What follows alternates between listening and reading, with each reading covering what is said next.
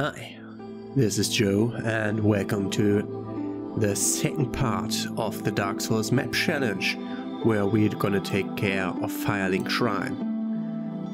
To reiterate on the idea, we're to draw the map of Dark Souls with everything that we remember, but just by memory, with no peeking and no references.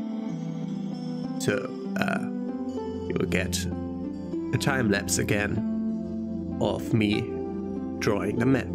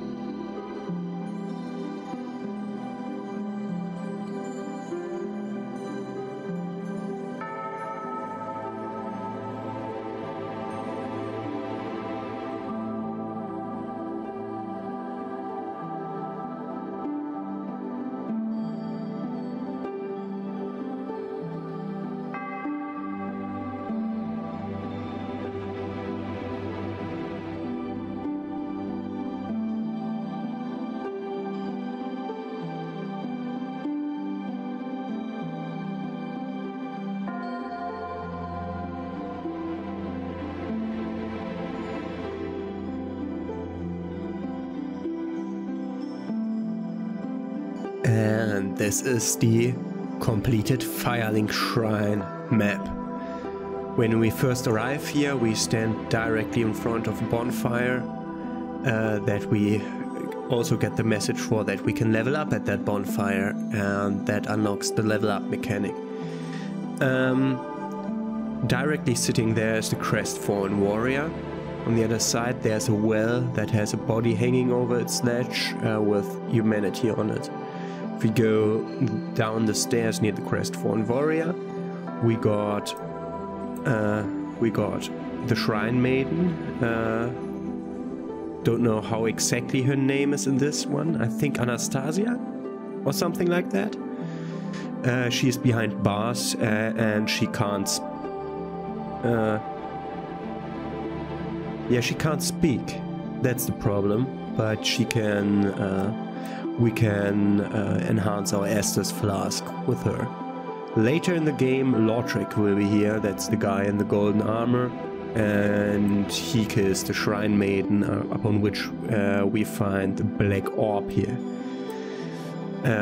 Up a little stair from the crestfallen warrior, we have a little side thing where later there will be the pyromancy trainer. That's the one that we free from the is it Lauerberg? No, it's already the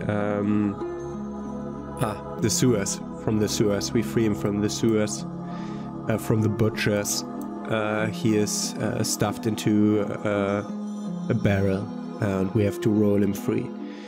then we can go another stairway up where there's a thing that's at the beginning closed and will later open, and that is where Fram, the primordial serpent, awaits us. He trades various versions of Titanite, and he also is the one where we can sell our stuff to get souls for them.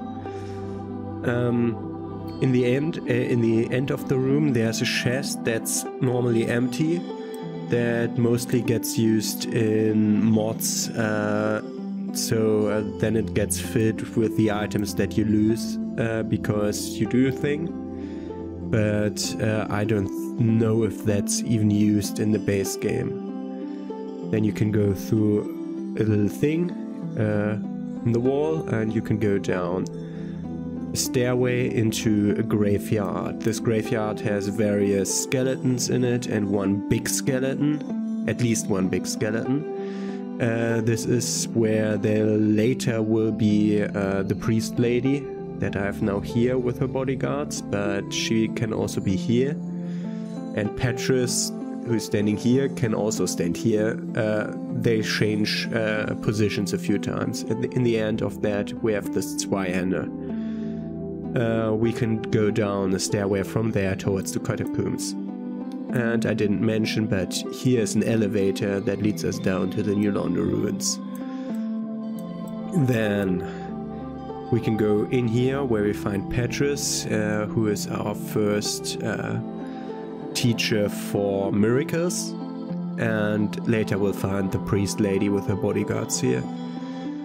We can then go from there up a stairway towards elevators. These elevators aren't down here at the beginning of the game. We later activate them in the church in the Undead Parish, and then we can use that.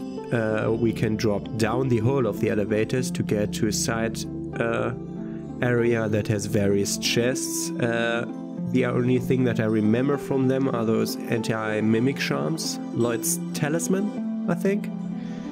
And I think there's also a miracle talisman in one of the chests.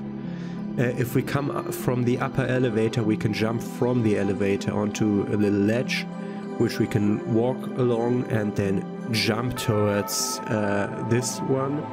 We'll get a soul item in this corner, but we can also climb it further so that we can get to the crow, to the crow's nest, where we have to curl up like an egg, which transports us back to the Undead Asylum.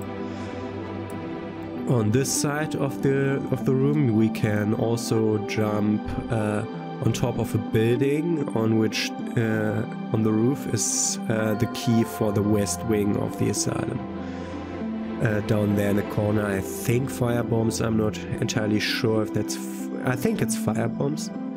It's near the place where later the magic trainers will appear. The apprentice that we free by getting a key. I think we have to buy that key from a merchant in the upper Undead Burg. And we can then free the apprentice from the lower Undead Burg. And also Big Head Logan will sit here if he's not already dead. Or captured somewhere, because he gets captured twice. And then we can go up the stairways where there are several hollows. This guy is throwing fire bombs. This one is running down the stairs at you. And here are two more guys fighting you. One is up on that stairs. Then we can go up around the left corner. There's a rat. Be wary of this rat. This one is really damaging. We can go through the sewer tunnel, and then we can go left to go towards the upper Undead Burg. And we can also open a shortcut gate later from the other side, behind which is a merchant lady. That's the one that's behind bars. She sells anti-poison stuff. And if we go past her, we go towards the lower Undead Burg. We come out in the tower that's directly next to the entrance to the sewer area. And below this all, we can jump from here to a kind of bridge that goes to the other side, and that's where the boss armor merchant will move. That's the guy in the golden armor, the other golden armor, who gets the boss armor stuff at certain points in the game. He gets more. We have to find him in the sewer before that. Or he also moves here if we defeat Quelak without going into the sewers, if we go the reverse Blighttown way. Okay. And yeah, that's it about the Firelink Shrine. I think I mentioned everything. I think I didn't really miss big stuff here. Okay, then we see us the next time with the next map, probably Upper Undead Burg. Have a nice day. See you then.